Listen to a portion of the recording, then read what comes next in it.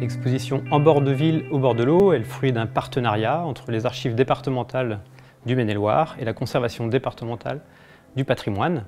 Elle s'inscrit dans le cadre de l'achèvement d'une recherche d'inventaire du patrimoine sur la confluence entre la Maine et la Loire, plus particulièrement sur la thématique de la villégiature de bord de Loire.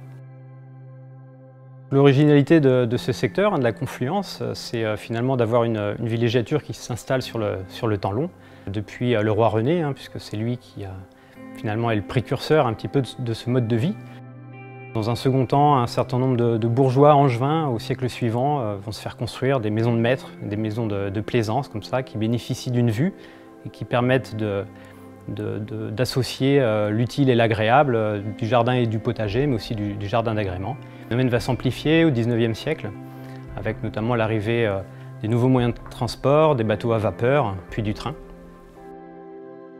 Donc cette exposition est aussi l'occasion de montrer aux visiteurs l'ensemble des documents qui participent et qui servent à une recherche comme ça d'inventaire du patrimoine.